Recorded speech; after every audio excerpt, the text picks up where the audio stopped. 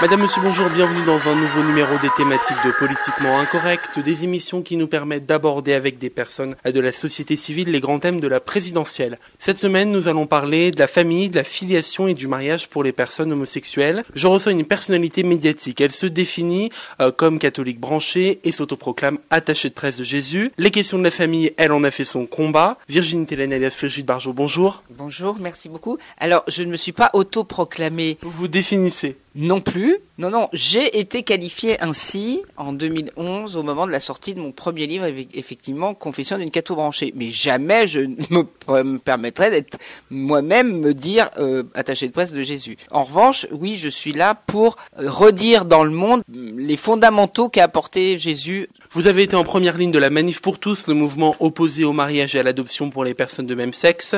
Aujourd'hui, vous êtes présidente de l'association L'Avenir pour tous que vous présentez comme un mouvement politique. Pour commencer, vous avez été la porte-parole principale de la Manif pour tous. Aujourd'hui, pour vous, plus question d'être associé au mouvement. Pourquoi ? Alors, en fait, j'étais pas simplement porte-parole. J'ai fondé sur un mot d'ordre très important, tous nés d'un homme et d'une femme, dans nos diversités sociales. J'ai fondé avec d'autres personnes, effectivement, les premières manifs de 2013. Et ça s'appelait la Manif pour tous. Or, à l'intérieur de ce mouvement, il y avait des gens qui prônaient une ligne qui ne voulait laisser aucune union aux personnes de même sexe. Et nous étions évidemment arrivés avec cette idée que cette loi-là ne convenait pas, et on en reparlera, je vous dirai pourquoi, mais que, bien évidemment, il fallait faire une loi d'égalité des unions sociales et de l'éducation des personnes avec leurs propres, des homos avec leurs propres enfants dont ils sont eux-mêmes les parents géniteurs, quand ils sont les parents géniteurs. Et ça, tout le monde était d'accord au départ pour dire, ok, cette loi va pas. Au vote de la loi, on s'est aperçu qu'il y avait une divergence idéologique sur la place du couple homosexuel et des homosexuels dans la société. Voilà pourquoi je suis forcée de partir, parce que je ne pouvais pas promouvoir... On a dit que vous vous êtes disputé avec Ludovine de la Rochère, vous confirmez ? Pas du tout, on ne s'est pas du tout disputé. On s'est aperçu qu'en fait, on ne portait pas la même suite après le vote de la loi, voilà. Et donc elle a continué sur une ligne qui est, on va dire, une ligne traditionnelle, qui est une sorte de traduction au monde du dogme catholique dans la société, c'est-à-dire il n'y a qu'un seul mariage entre l'homme et la femme et il n'y a rien qui existe autour. Et nous disons avec la majorité de la société, le mariage entre l'homme et la femme est procréatif et permet de faire un enfant entre l'homme et la femme, et le mariage entre deux personnes de même sexe et d'un autre ordre, il a tous les droits sociaux, les personnes le couple est exactement le même socialement, mais l'enfant qui sera élevé dans ce couple et dont un des parents est le géniteur, est le père biologique ou la mère biologique, eh bien, cet enfant doit aussi avoir sur son acte de naissance sa mère ou son père biologique qui ne sont pas dans ce couple. Voilà ce que nous disons. Et ça change tout. Enfin, ça change tout. En tout cas, ça fait que ça crée une rupture de fond sur la place de l'homosexualité dans la société. Or, nous disons aujourd'hui que l'homosexualité, elle préserve l'humanité homme et femme. Vous avez refermé la page Manif pour tous et ouverte celle de l'Avenir pour tous. Au vote de la loi, quand on s'est aperçu qu'on ne pouvait pas continuer ensemble, 26 mai 2013, ce jour-là, le jour de la grande manif, la dernière grande manif, je n'ai pas pu m'exprimer sur la scène pour dire cela.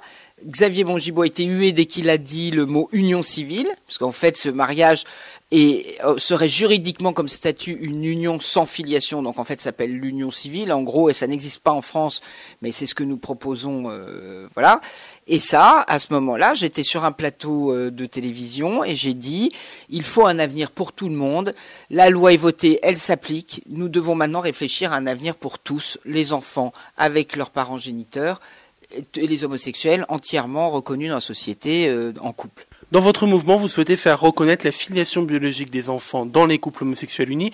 Si on traduit, ça signifie interdire l'adoption plénière pour les couples homosexuels, Brigitte Bardot ? C'est très bien résumé, mais dit comme ça paraît discriminatoire, alors que ça ne l'est pas, parce que ce qu'il faut comprendre, c'est que ce que nous voulons préserver, c'est bien la naissance naturelle de l'enfant, élevé dans le couple où un des parents est le parent naturel, Et donc, à partir de ce moment-là, le conjoint, qui est uni en mairie, doit avoir un statut qui lui donne tous les droits d'éducation, et puis le fait de pouvoir, à la mort par exemple de l'autre, continuer de s'occuper de l'enfant et d'en être le tuteur légal, mais tant qu'ils sont en couple, il faut, et de toute façon surtout à la naissance, il faut que l'enfant connaisse et ait sur son acte de naissance son deuxième parent naturel, son deuxième parent biologique. Pourquoi ?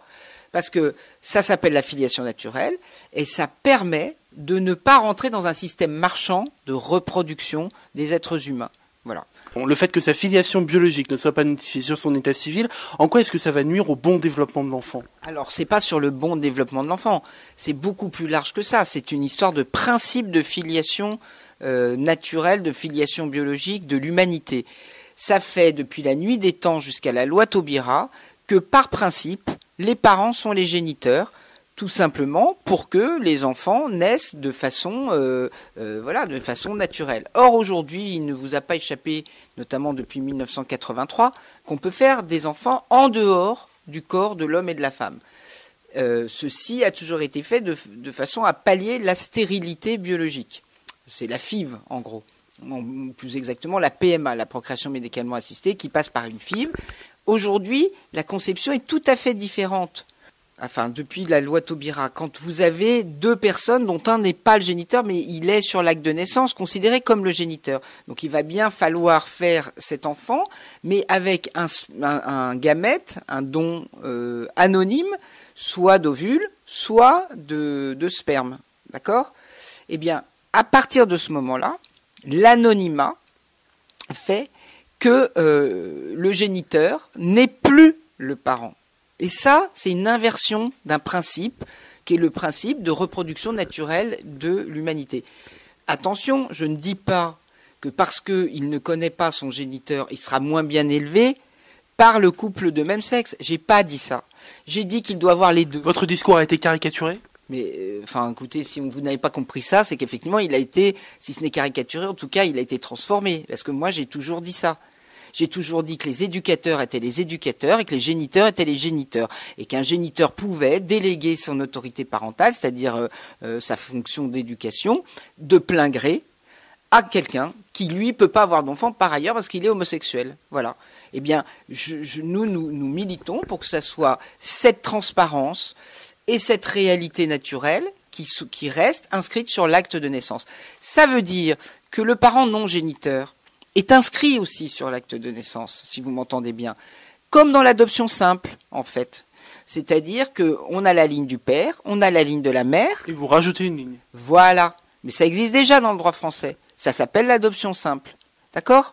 Et la différence là, c'est que, comme on est dans un couple de même sexe, il aura le même statut qu'un parent. De toute façon, l'autorité parentale sera déléguée.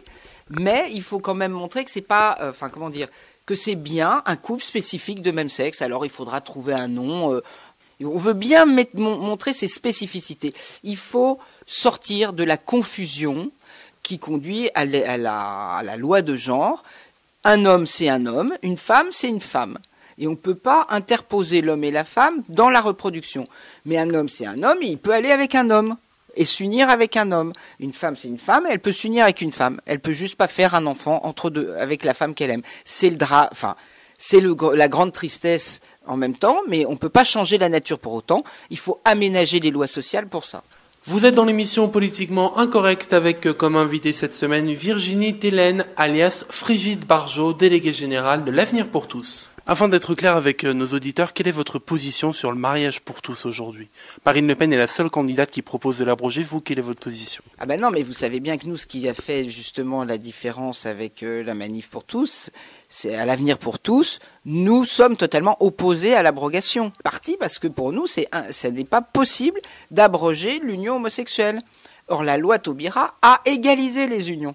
Donc nous sommes pour une réforme de la filiation, pour que la filiation appartienne à l'enfant, et nous demandons à ce que ça soit inscrit dans la Constitution comme un droit inaliénable de l'enfant C'est-à-dire la naissance appartient aussi à l'enfant. Pourquoi est-ce que vous souhaitez inscrire cette filiation dans la Constitution ? Pour ne pas changer la nature de l'humanité et ne pas rentrer dans la marchand, enfin, ne pas faire un marché de la reproduction humaine. Nous opposons absolument à ce que demain il y ait une grande agence de la procréation, telle que par exemple un juriste comme Daniel Burillo, je crois qu'il s'appelle, propose, parce que dès lors que vous faites tomber le principe fondateur naturel, comme pour toute espèce vivante, toutes les autres espèces vivantes, on dit elles doivent se reproduire, il faut les maintenir, les préserver dans la loi de reproduction naturelle, idem pour la planète, idem pour les végétaux, idem pour le climat, et l'être humain n'aurait pas droit à ça. Et nous pensons que c'est contraire même à la préservation générale de la planète.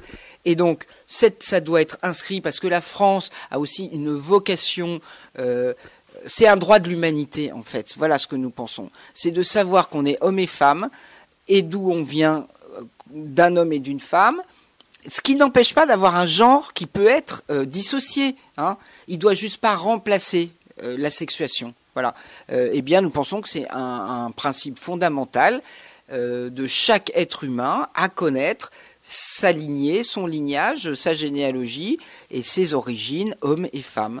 Et la France se grandirait de l'inscrire au fronton de ces institutions, ce qui permettrait justement aussi de bien comprendre que l'union des personnes ne dépend pas de leur sexualité, attention, mais bien du fait qu'ils sont soit hommes, soit femmes, dans un couple homme-femme, ou dans un couple homme, ou dans un couple femme. Ça ne sera pas remis en cause, justement. Mais l'enfant, il viendra d'un homme et d'une femme. Vous êtes opposé à la PMA et à la GPA. Pourquoi est-ce que vous avez décidé de vous battre contre un projet qui n'est pas encore dans les programmes politiques, qui n'est pas encore programmé, même au niveau du gouvernement ? Mais il est parfaitement programmé. Il est déjà dans les cartons de Madame Rossignol et il était déjà dans la loi... La ministre de la Famille. Pardon, oui, Laurence Rossignol, pour le temps qui reste, mais peut-être qu'après, personne ne sait ce qui se passera vraiment le 23 avril et le 7 mai prochain. C'est les Français qui vont décider. Alors, ils nous ont habitués aux surprises. On attend celle déjà de la primaire de gauche, mais certainement, on va avoir des surprises. François Fillon, c'était une surprise ? Son score à ce point-là, et surtout Nicolas Sarkozy sorti et Alain Juppé sorti, oui, c'est une surprise. C'est-à-dire que tous les favoris des sondages et des médias se retrouvent en fait éliminés. Vous voyez bien qu'aujourd'hui, il y a comme une sorte de vengeance des populations au moment du bulletin de vote, qui contredit totalement, finalement, une espèce d'opinion médiatique qu'on essaye de nous faire avaler par sondage interposé par l'ensemble de ce que nous disent les médias. Tout d'un coup, il y a un retournement qui se fait et qui correspond pas, qui est pas « Ah, les médias l'ont dit, alors je fais le contraire », qui correspondent à un retour à certains fondamentaux, des fondamentaux assez simples. On veut reprendre la maîtrise de notre vie, de notre destin. Et je pense que s'il y a vraiment un destin qu'il faut reprendre, c'est celui simplement de la reproduction de l'être humain. Voilà. Et aujourd'hui, il est gravement menacé, mais la France a conscience. Vous savez, la France, elle a une conscience très avisée de l'humanité, de l'être humain et de sa dignité. Parce que ça, c'est un principe chrétien fondamental. Et je ne vous apprendrai rien en vous disant que la France, elle s'est construite sur les principes de la chrétienté. François Fillon a annoncé qu'il ne prendrait aucune décision touchant la dignité humaine. Il a pensé à la sécurité sociale. On peut aussi poser la question de la PMA et de la GPA. Frigide Barjot, faire une PMA ou une GPA, est-ce pour vous toucher à la dignité humaine ? C'est toucher, encore une fois, à la reproduction naturelle des êtres humains et des enfants.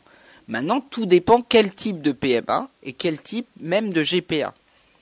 C'est-à-dire que si on est dans le cadre d'une stérilité médicale... Là, vous n'y êtes pas opposé. Ah ben non. On reprend l'exemple, enfin pas l'exemple, on reprend le concret d'un couple qui vient de s'unir, un couple de femmes ou un couple d'hommes. Le couple de femmes veut un enfant, ce qui est bien légitime. Nous disons, au lieu de faire une PMA anonyme contre échange d'argent, en choisissant la couleur des yeux, voilà, je sais pas si on peut choisir si c'est un garçon ou une fille, mais bon, bref, on y arrivera bien vite. Voilà, nous disons, un homme ami, sympa, qui aime ses femmes depuis longtemps, voilà, se propose de leur offrir son sperme et dit « Je serai le père de l'enfant sur l'acte de naissance, mais je délègue toute mon autorité parentale à... » Mais là, voilà, ça s'appelle une PMA. Et bien là, je suis pour. Et à l'Avenir pour tous, on est pour ça. L'enfant, il connaîtra son père, sa mère, et sera élevé par la conjointe de sa mère. Voilà. Ben ça s'appelle une PMA. Et ça, pour nous, ça n'est pas contraire à aucun point de vue à la dignité ni de l'enfant ni des adultes. D'accord ? Deuxième chose, les hommes, comment font-ils ? Ben, comme ils ont toujours fait, ils ont fait des enfants avec des femmes. Ils étaient obligés de se marier. Ben là, ils se marient entre eux, mais ils ont toujours une amie qui va être la mère de l'enfant, qui va porter l'enfant, et l'enfant sera élevé. Alors, on espère, dans une espèce de coéducation, bien évidemment. En fait, vous voyez, ça s'appelle plutôt la coparentalité. C'est ça plutôt la façon dont nous voyons les choses. Vous avez également 2 livres actuellement en librairie. Qui suis-je pour juger ? Confession d'une catho républicaine et L'humain plus fort que le marché. Pouvez-vous nous dire quelques mots de ces 2 ouvrages ? Actuellement disponible chez Salvatore. Eh bien, écoutez, le premier Qui suis-je pour juger raconte ce qui s'est passé avec ce mouvement des manifestations de 2013. Pourquoi nous l'avons monté, c'est un peu tout ce que je vous ai dit dans l'interview, et comment nous nous sommes séparés.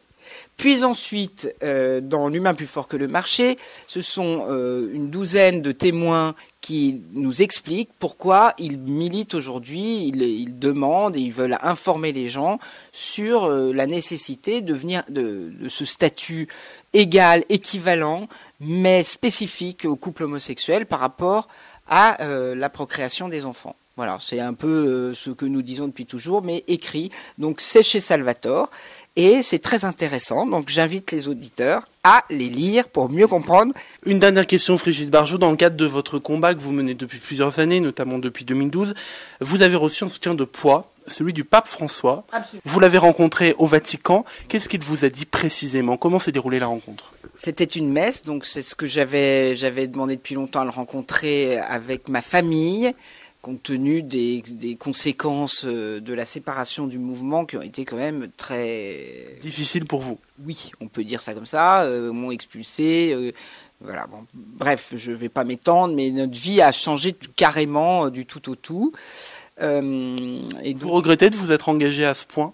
Mais pas du tout. Pourquoi ? Regardez les résultats qu'on a, c'est incroyable quand même. Enfin, les résultats... c'est vrai qu'il y a eu beaucoup de violence, que j'ai toujours condamné, déploré, mais j'en ai pris tellement ma part que je peux vous assurer que je suis vraiment en symbiose avec tous les gens qui ont souffert. Et souvent, les homosexuels que je rencontre encore me disent « Vous nous avez fait du mal ». Je lui dis « Mais sachez à quel point je n'ai jamais voulu vous faire du mal. Et ce que je viens d'expliquer ne leur fait pas de mal. » Enfin, je pense que vraiment, honnêtement, aujourd'hui, tout le monde s'en rend compte. Mais pour autant, je ne regrette absolument rien. Et je continue le combat dans l'Avenir pour tous, combat pour l'humanité, hommes et femmes, dans ses orientations diverses. Quant au pape, j'ai pu le voir 2 minutes avec mes enfants à la sortie de la messe, donc il m'a invité à sa messe privée à Sainte-Marthe, au Vatican.